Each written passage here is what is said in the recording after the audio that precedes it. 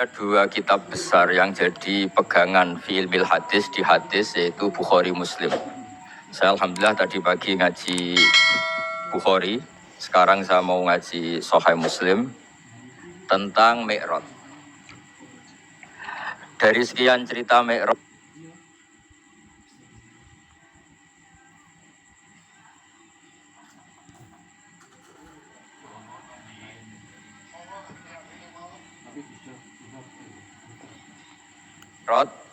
yang mungkin jarang disebutkan adalah riwayat di Sahih Muslim. Di kitab saya halaman 83 saya baca, di antaranya dijelaskan falamma alau nasama ad-dunya.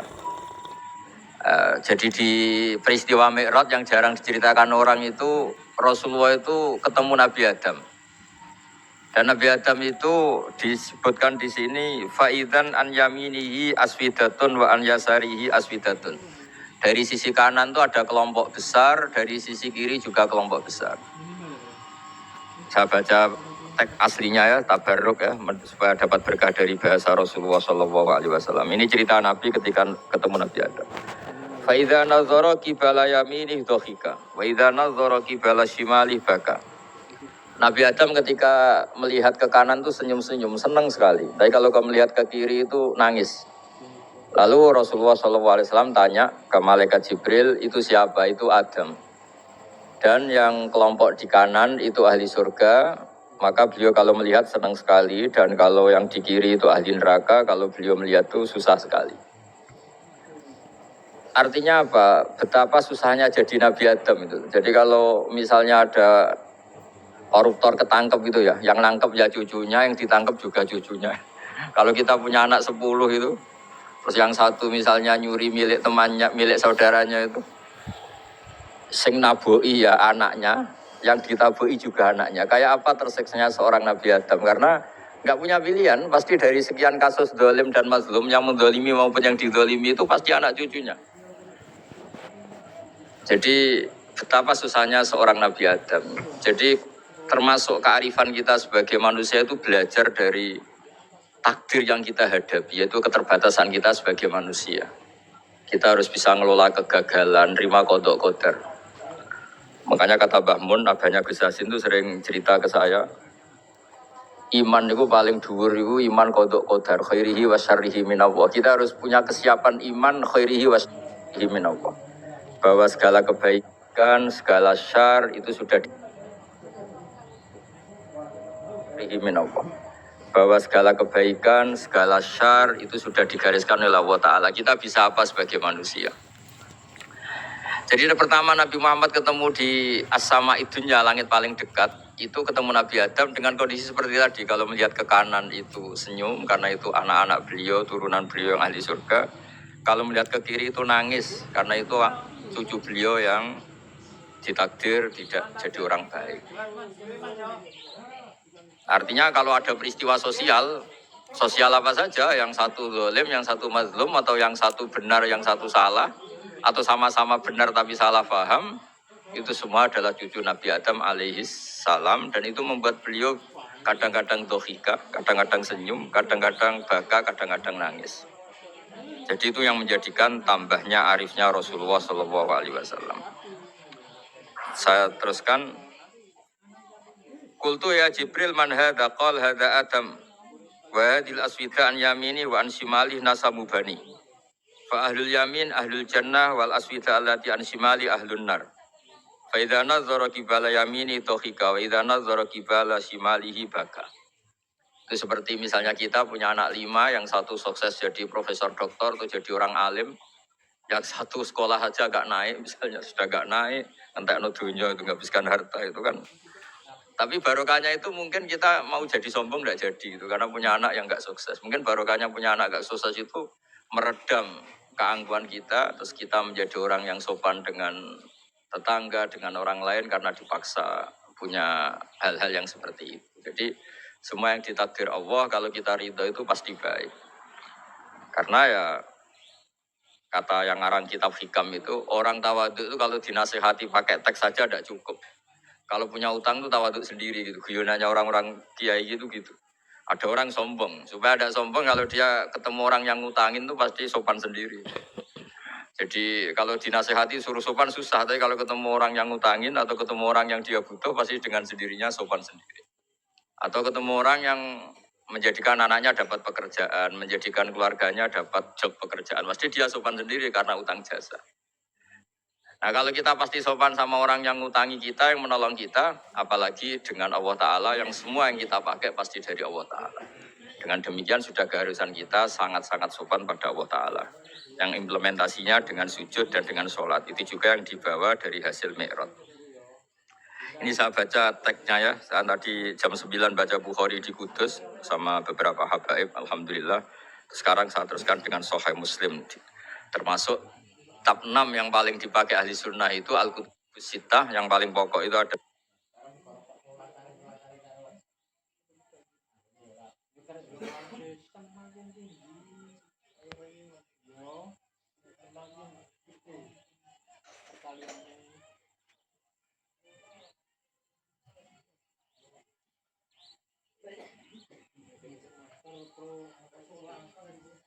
Adalah Bukhari Muslim. Terus kemudian naik-naik terus ketemu Maror Tubi Musa alaihi salam. Ini nabinya Bani Israel. Saya kemudian ketemu dengan Nabi Musa alaihi salam. Nabi Musa itu nabinya Bani Israel. Jadi orang Bani Israel itu bawaannya itu protes. Protes itu komplain. Ketika makomnya beliau dilewati Rasulullah SAW, kelas beliau sebagai nabi, beliau nangis. Ketika nangis ditanya, "Ma yubkika, kenapa engkau nangis ya Musa?" Terus ini saya baca supaya seperti teksnya. Kata Nabi Musa, "Rabbi hadza ghulamun ba'astahu ba'di. Yadkhulu min ummatihi al-jannata aktsaru mimma yadkhulu min ummati." Ini lelaki atau nabi junior, nabi yang datangnya setelah saya, mestinya senior saya. Tapi nabi ini sukses, umatnya lebih banyak masuk surga ketimbang saya. Ini yang bikin saya nangis. Jadi pikirannya Nabi Musa kalau beliau senior, beliau lebih dulu ya umatnya lebih banyak masuk surga. Ternyata enggak, masih banyak umatnya Rasulullah SAW. Dan ini gaya beliau yang suka protes itu berkah karena protesnya orang soleh. Seorang lagi apa-apa kalau dilakukan orang soleh itu pasti barokah. Ketika Rasulullah dapat perintah 50 sholat, itu Nabi Ibrahim pertama yang dilewati karena di langit paling atas dibanding nabi-nabi yang lain. Itu Nabi Ibrahim diem karena beliau tidak punya tradisi protes. Semua nabi diem karena Allah memerintahkan pasti sudah bagus lah, sudah diukur kekuatan hambanya. Tapi ketika Nabi Musa, beliau orang pertama komplain. Dapat apa kamu ya Muhammad? Dapat 100 sholat, dapat 50 sholat. Apa komentar Nabi Musa? Umat saya lebih gagah-gagah, lebih keren-keren. Pernah saya uji itu tidak ada yang mampu, apalagi umat kamu. Maka kamu mintalah keringanan. Fas'alhu takhfif, kamu harus minta keringanan. Masyhur tuh riwayat itu. Kemudian Nabi minta keringanan sama Allah dipotong hanya 5. 5 masih 45, dipotong lagi 5 masih 40 sampai 9 kali pemotongan. Akhirnya jadi 5 sholat. Itu satu menjadi pelajaran bahwa hubungan dengan Allah Ta'ala itu tidak perlu malu. Karena Allah itu suka kalau dimintain. Mestinya kan dipotong 5, minta lagi sungkan. Dipotong lagi 5, minta lagi sungkan. Tapi ternyata berkali-kali. Bahkan ketika sudah 5 itu Nabi Musa masih bilang, ya Muhammad minta lagi keringanan. Jadi kalau itu dikabulkan itu jadi tidak ada sholat itu. Kalau 5 masih minta. Nah, sampai Rasulullah itu tanya ke Jibril, ya Jibril, bagaimana dengan gaya komplainnya Nabi Musa? Hiddah itu sering komplain. Jawabnya malaikat Jibril, ya roh hiddah, Allah tahu betul tentang komplainnya Musa dan Allah senang. Ya karena bawaan beliau begitu. Ini penting saya utarakan bahwa dalam Islam itu orang yang lemah lembut, yang samahah, Allahun halim kayak Nabi Ibrahim itu juga Allah suka. Yang suka komplain tapi demi hak, bukan demi konflik. Saya ulang lagi, demi hak, bukan demi konflik, juga Allah suka. Itu kita menjadi dapat sholat yang hanya 5, itu barokahnya komplainnya Nabi Musa. Karena kita yang lemah ini diukur dengan umat beliau yang kuat. Ternyata umat beliau tidak kuat. Barokahnya tidak kuat itu dipakai tolak ukur, apalagi umatmu yang Muhammad. Kemudian itu yang menjadikan Nabi sebagai orang yang sangat tawadhu karena yang merintahkan itu senior. Meskipun kita tahu Nabi Muhammad itu Sayyidul Awwalin wal Akhirin, tapi secara lahir, secara jusmani beliau lahir paling belakang dan secara lahir juga beliau Nabi paling terakhir. Jadi secara hukum adab beliau harus sopan. Tentu sopan itu jadi panutan kita. Meskipun kita tahu hakikat beliau adalah Sayyidul Awwalin wal Akhirin secara hakikat. Nanti kita bicara lebih jauh tentang jusmani dan ruhani. Nah akhirnya keturutan sampai 5 sholat yang kita lakukan sekarang itu barokahnya komplainnya Nabi Musa.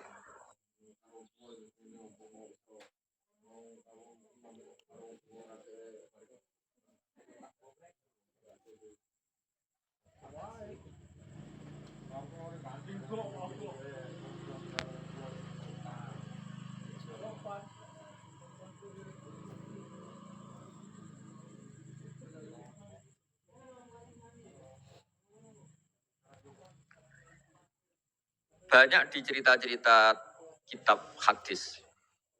Ketika Nabi Musa ngaji sama Nabi Khidir, itu komplainnya Nabi Musa menjadi fikih yang luar biasa, kata kitab Ibnu Hajar al-Asqalani, Fathul Bari.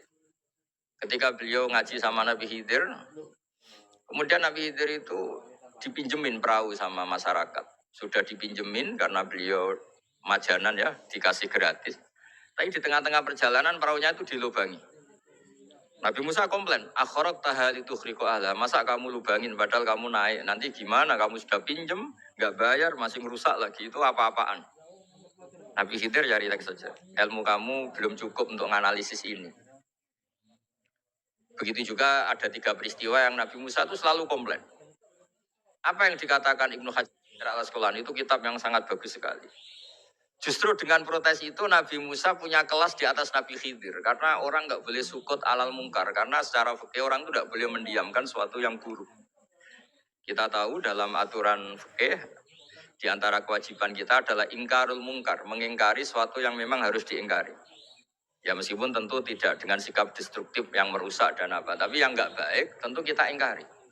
Perilaku Nabi Khidir yang melubangi perahu yang tidak miliknya, padahal yang punya perahu sudah menotong itu perilaku yang nggak baik. Sehingga Nabi Musa protes. Justru protesnya Nabi Musa ini menjadikan beliau selalu di kelas fikih terbaik, yaitu ingkarul mungkar, mengingkari barang yang harus diingkari.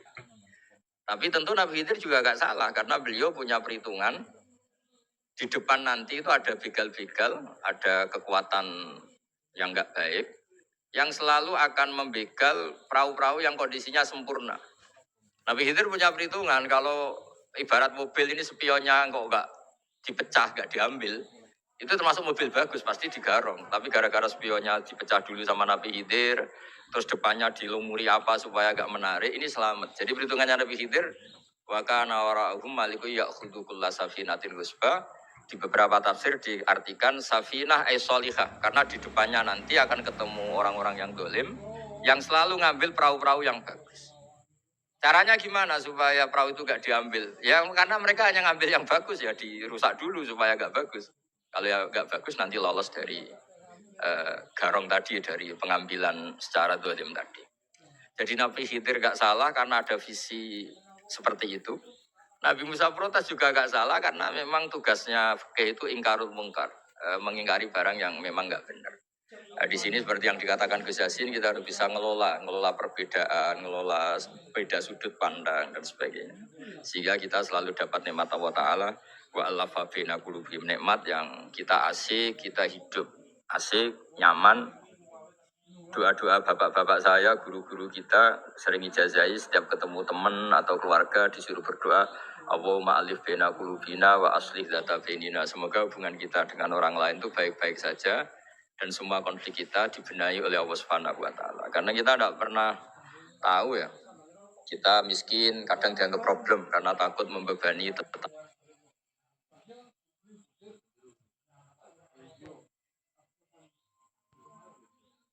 Enggak. Tapi kita kaya juga kadang dianggap problem karena orang lain takut kalah dengan kita. Kita tidak pernah tahu cara pandang orang lain. Jadi kadang-kadang kita menang gitu, sama yang senang dikira kita pemikir serius gitu. Tapi sama yang nggak senang dikira kita merengut. Kita guyon, kata yang senang itu luar biasa. Kita dianggap orang yang ceria. Bagi yang nggak senang dianggap arogan. Jadi kita tidak pernah bisa ngelola pikiran orang lain. Nah, barokahnya rahmat Allah yang tidak terbatas kita seperti ini. Dan itu digambarkan oleh Allah Ta'ala ketika ketemu antar Nabi. Itu cara pandang ya beda-beda. Nabi Ibrahim itu kalau melihat orang yang nggak benar, itu ya ngendikannya faman tabi'ani fa innahu minni wa man asani fa innaka ghafurur rahim. Ya Allah yang ikut saya ya karuan kelompok saya, yang tidak ikut saya semoga engkau banyak mengampuni mereka. Nabi Nuh beda sekali cara pandang. Nabi Isa ubudiyah murni. Ketika melihat orang yang nggak benar, beliau tidak ngambil sikap. Beliau ngendikan intu adzibhum fa innahum ibadu. Kalau engkau siksa nggih monggo Gusti wong itu hamba-hamba jenengan, itu terserah jenengan. Wa in taghfir lahum kalau engkau ampuni nggih monggo, jenengan yang punya pertimbangan lebih bijak. Dan itu yang dalam banyak hadis ketika Rasulullah SAW melihat umatnya di akhir zaman yang macam-macam, Nabi ngambil sikap kayak sikapnya Nabi Isa. Sebagian riwayat Nabi mengatakan fa'aqulu kama qalal abdus soleh. Saya akan ngambil sikap kayak sikapnya al-abdus soleh. Di hadis itu diredaksikan yaitu dengan redaksi intu adzibhum fa innahum ibaduk wa in taghfir lahum fa innaka antal azizul hakim. Ya saya teruskan. Kemudian akhirnya Rasulullah SAW sampai ke Sidratil Muntaha. Wa ra'aitu Ibrahim alaihi salam wa ana asbahu waladih bih. Ketika ketemu Nabi Ibrahim, hubungan Rasulullah itu sangat emosional. Beliau yang pertama diceritakan, saya ketika ketemu Nabi Ibrahim itu senang sekali. Karena ternyata saya ini cucu beliau, turunan beliau yang paling mirip beliau. Jadi ini unik, dari sekian peristiwa besar, peristiwa langit, kemudian Nabi ada hubungan emosional yang luar biasa ketika ketemu Nabi Ibrahim. Pertama yang dikatakan Nabi, wa ana asbahu waladi bi. Saya adalah cucu yang paling mirip beliau. Dan ini kita tahu akhirnya di semua syariat kita istilah resminya itu anit tabi millata Ibrahim Hanifah. Di istilah resmi agama kita millata abikum Ibrahim, agama leluhur kamu Ibrahim. Kita ketika baca sholawat Allahumma sholli ala sayyidina Muhammad, terusannya juga kama shollaita ala sayyidina Ibrahim wa ala ali Ibrahim. Dan seterusnya dan seterusnya. Kemudian yang terakhir saya cerita secara akidah Ahlussunnah wal Jamaah yang dianut oleh Imam Asy'ari dan Maturidi. Meskipun secara lahir itu Nabi mengalami pertemuan dengan Allah di Sidratil Muntaha, tapi tetap saja kita cara pandang bahwa Allah Ta'ala itu mukhalafatul hawadis. Allah tidak bisa kamu andekan di satu tempat terus mengalami hal-hal yang kita alami sebagai makhluk. Sebab itu sirinya kenapa di surat Isra dimulai dari subhanalladzi. Allah tetap maha suci. Maha suci itu artinya terbebas dari yang kita alami. Allah selalu mukhalafatul hawadis. Allah la yahtaju ila makarin. Allah tidak butuh tempat. Allah tidak butuh waktu. Allah tidak butuh semua. Karena Allah itu qayyum. Allah itu qiyamuhu binafsi, berdiri sendiri. Allah tidak butuh aras. Allah tidak butuh kursi. Tapi eksistensi kursi yang butuh Allah. Allah tidak butuh aras, tidak butuh kursi. Tidak butuh langit, semuanya itu berdiri karena Allah. Bukan sebaliknya Allah berdiri di atas semuanya. Sehingga kita mulai kecil diajari Allah itu siapa? Al-Qayyum. Kalau bahasa kita, qiyamuhu binafsi. Selalu berdiri sendiri dan Allah itu Al-Ghaniyul Mutlaq. Enggak butuh yang lain. Di sini pentingnya selalu Nabi ngintikan subhanallah, subhanallah, wiridanya tetap Allah itu maha suci, Allah maha besar, Allah maha agung. Dan keagungannya diantara ditandai dia punya sifat yang tidak sifat kita. Dia punya keabadian yang tidak bisa kita miliki. Dia punya semuanya yang tidak kita miliki. Itu sebab itu dimulai subhanalladzi asra bi abdi lailam minal masjidil haram. Jadi kata subhana ini maha suci itu maha suci dari tempat, dari waktu, dari apa saja.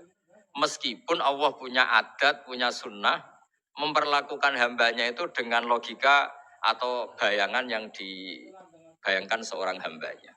Sehingga seakan-akan kita ini ya ketemu, seakan-akan kita bisa ini melihat. Sehingga di surga disebut kita ini melihat Allah. Tapi semua ahli sunnah mengatakan, tapi kamu melihat Allah itu tetap saja bila kaifin walan khisorin. Tidak bisa terus menciri. Menciri itu bisa membatasi sifatnya Allah itu begini-begini tidak bisa. Tetap Allah itu la tudrikul absor wa wa yudrikul absor. Tapi kita bisa disebut melihat dengan kemakhlukan kita yang profan. Di surga disebut melihat, tapi bukan melihat yang kayak kita melihat antar makhluk yang terus bisa cerita detail, cerita spesifik, cerita apa tidak bisa. Tetap la tudrikul absor. Ini hebatnya ulama-ulama kita selalu cerita Mi'raj, cerita nazar ila wa fil jannah, melihat Allah di surga, Tapi bersamaan dengan itu selalu cerita Allah itu mukhalafatul hawadis, Allah itu laisa kamislihi syai'un. Jadi terima kasih Gajang utamanya pada Gus Yasin dan yang membantu semuanya. Barokahnya kita ketemu bisa ngaji, supaya barokah saya baca teks aslinya di hadisil Isra, karena tadi saya jam 9 sudah baca Bukhari. Ini supaya dapat berkah saya ini baca Sahih Muslim. Sekian dan semoga barokah. Assalamualaikum warahmatullahi wabarakatuh.